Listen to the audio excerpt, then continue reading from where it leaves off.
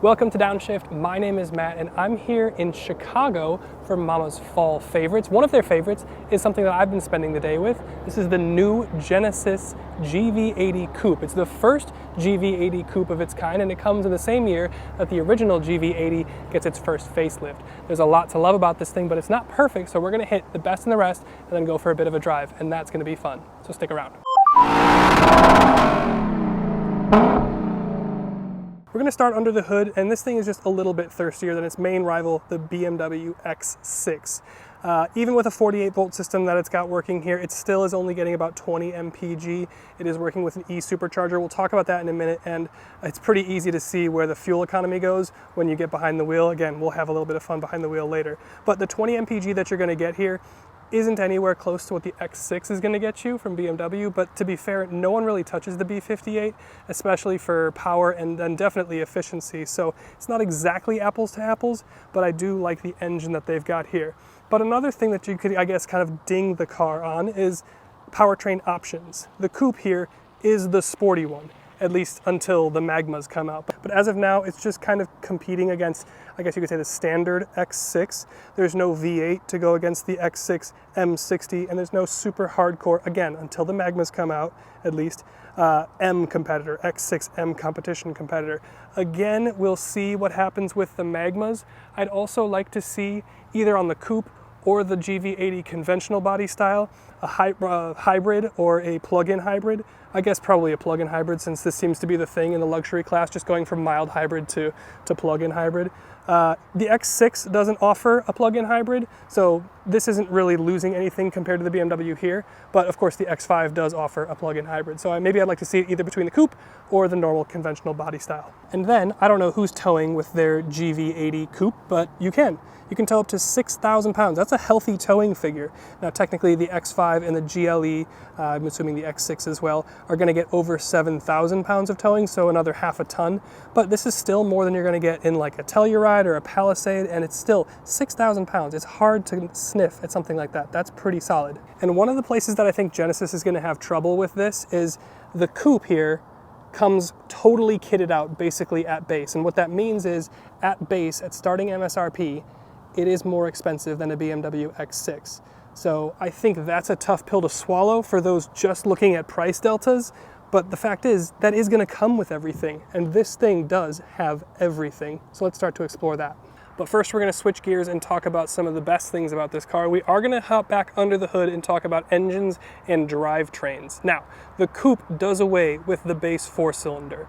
The Coupe here only comes with the 3.5 twin-turbo V6, but it's not even the same as the one in the normal body style. This is working with 409 horsepower, which was previously 375 in the non-Coupe, and 405 pound-feet, which was, again, 391 before. You get 0 to 60 in 5.8 seconds versus the 6.5, almost 6.5 in the 4-cylinder. And a lot of this boost is thanks to an e-supercharger and a 48-volt system similar to what we saw in the G90, their flagship sedan. All the power goes through an 8-speed automatic transmission. All-wheel drive is standard, though much like your BMWs and your Mercedes, it is going to be a rear-wheel drive first architecture for your all-wheel drive system. You do get adaptive suspension, but not air suspension, but you do get an LSD out back in your Coupe. And this thing definitely does feel retuned. I know it's been retuned in the Coupe here with this powertrain to be more raucous and more fun to drive, and it is. But then zooming out, we'll talk styling, because I have to say, Genesis always does a great job with their styling. This thing is incredibly handsome. The non-Coupe was also handsome, but this thing, very, very handsome. Now, a couple changes for the Coupe. The grille here is now kind of a double weave pattern. It's kind of like your normal cross hatching, and then it's got its own kind of second layer to it. I think it does look really good. It's like that black or Vader chrome. But again, Genesis, the king of matte finish paints, and it's even matte finish with some sparkle in here. This is so well done. I love the paintwork here on these Genesises. Also, the running lights, full LEDs. I believe they're 9 diodes per, and they just look really, really cool. And of course, they always come through into your front fender here. So this acts as like your turn signal as well. But look at that paint. Look how it just bounces off that front fender. Also, wheels. These are going to be more specific to your Coupe. Very, very cool. These are the 22s. You can get 20 inches, but obviously the big change here comes in the profile shape.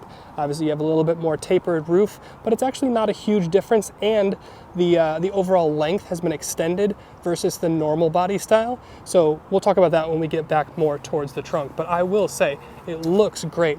Handsome, elegant, and expensive design. I like the rear hip work that they've done here. Little Hofmeister kink, shout out BMW. But just look at the way that the sun catches on this paint. Really, really handsome. And again, that dual line from the headlight goes into that side light and into the tail light. And one of the things that I like, you get double wing up here, and then kind of a molded in lip back here, and then all the way down here. This is the Genesis shield. It's just cut in the middle. So you have like a quad exhaust system set up here with some lattice in your diffuser.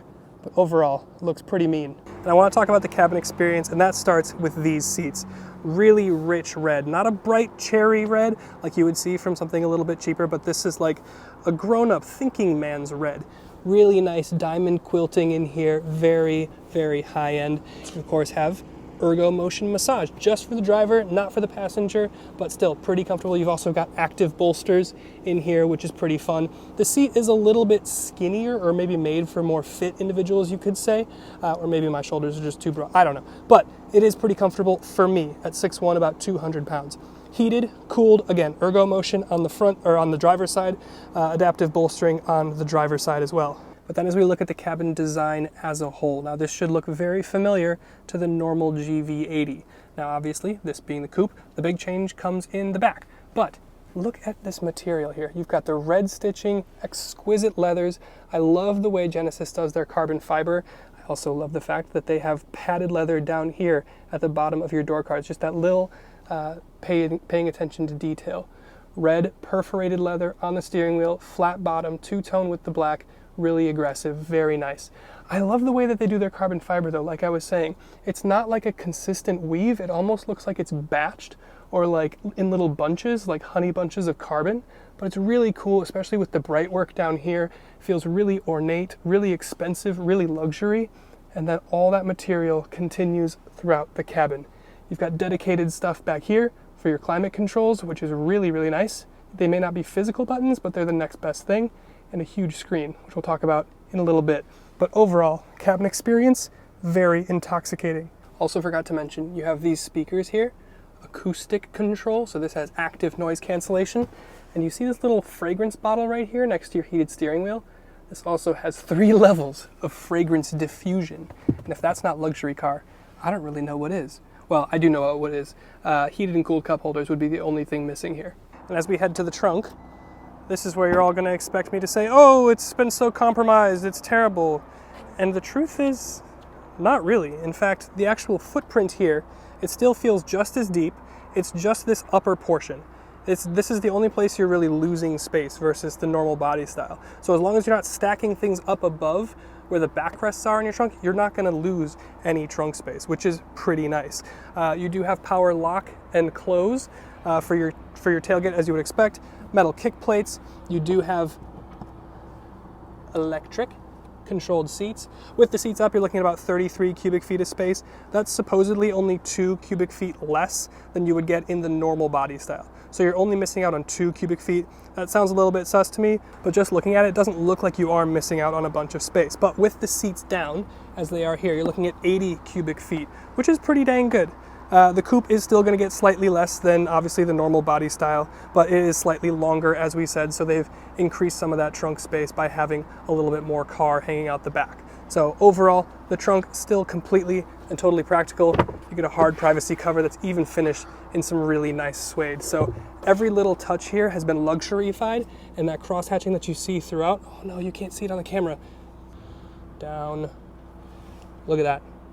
That's detail. That's good. And in terms of technology, you get everything that you could want. Full color head-up display, loads of information, love to see it. Big digital instrument cluster. Could you even call this because it's the whole thing, right? So it's all one cohesive screen, which works really, really well because they don't put important information here where you can't see it. So it does work cohesively really, really well.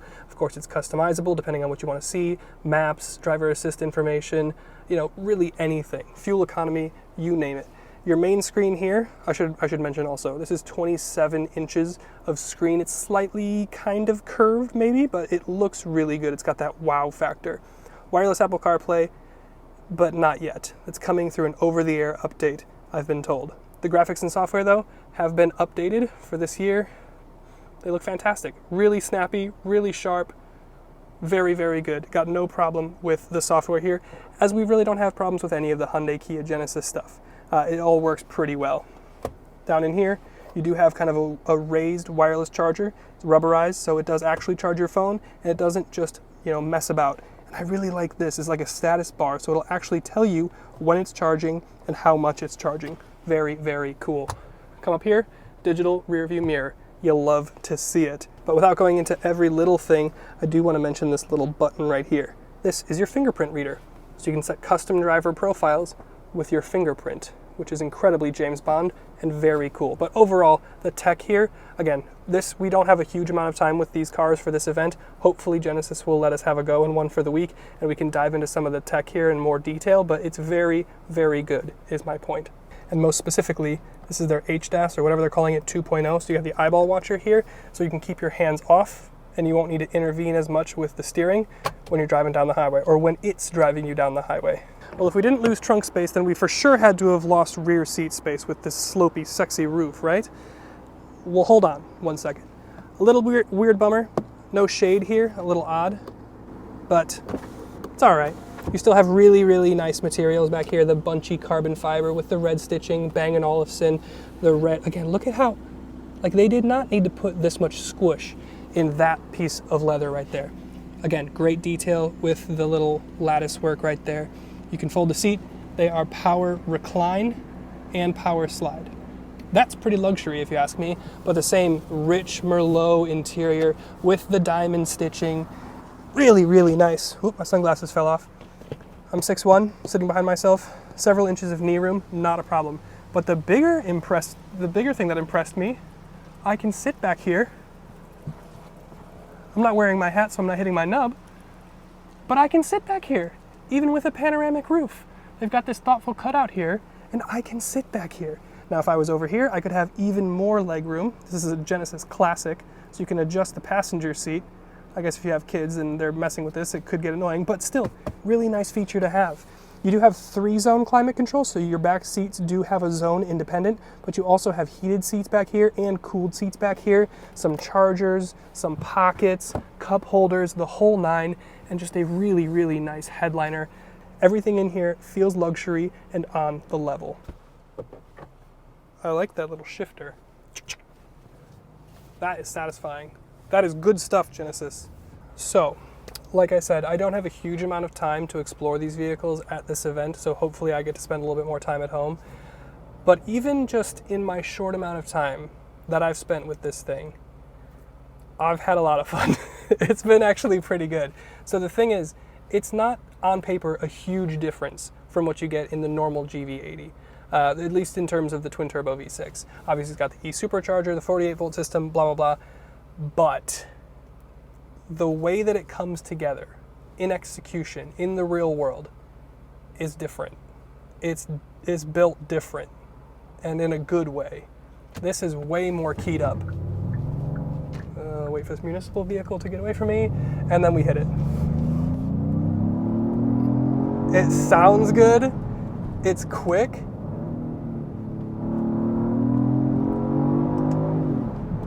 Oh, I like it. I go into sport mode and the seats hug me. Transmission's good. Engine sounds good. It's fast. Okay.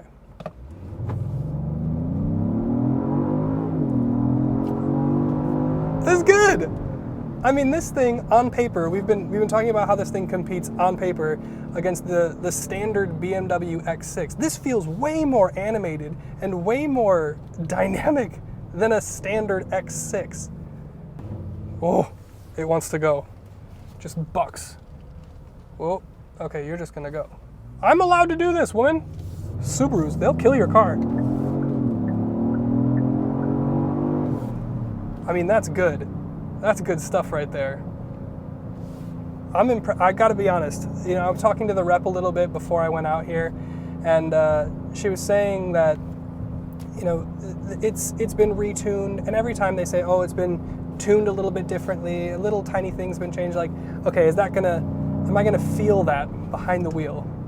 Is that gonna be a huge difference? In this case, yeah, it is.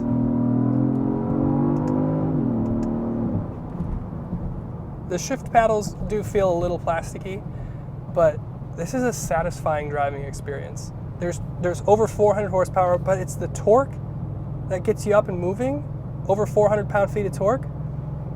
E-supercharger, makes some fun noise. Sure, some of it might be synthesized, whatever, don't care.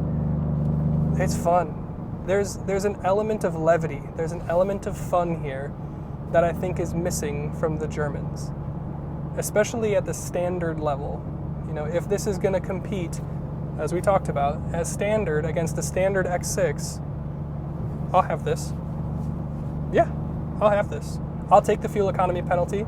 I'll take a little less trunk space or wherever this thing, doesn't quite stack up to the X6, because this thing looks the business. It gives me the fizz behind the wheel, and the interior feels so much more bespoke.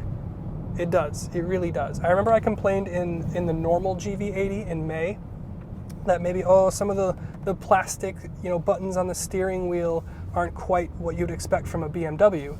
But, okay, hold on, here we go. Great grip, great mid-corner hold. Okay, I've got my foot down. So the transmission might need a little bit of work. You gotta get to the kickdown pedal for it to downshift. Right there, coming out of that corner, was a little bit sluggish, but I'm sure based on what mode you're in, whatever, it'll give you more or less of what you know. What was I talking about? Oh, the buttons. Yes. There are 1, 2, 3, 4. There are 8 plastic buttons on the steering wheel. And I think maybe I had mentioned something like that. I'm like, I'm bummed about that. You don't get that in the BMW. I take it back. Because to be honest, the window switches, I think they're plastic, but they feel really good. They're like knurled. So it's like, there is that attention to detail. There is that luxury stuff going on. And money-wise, you're not getting that incomparable money in an X6. So, yeah, this is a good car. I'll take this over an X6. I'll take this over a GLE Coupe. Audi's Q8? Yep. Maybe this competes against SQ8. I don't have to check, but this feels good. This feels special, it feels bespoke, and it feels like it has character, and that is why I like this car. So thank you to Genesis for letting me have a go. Thank you to Mama for having me out here. Thank you to you for watching. We'll see you in the next one.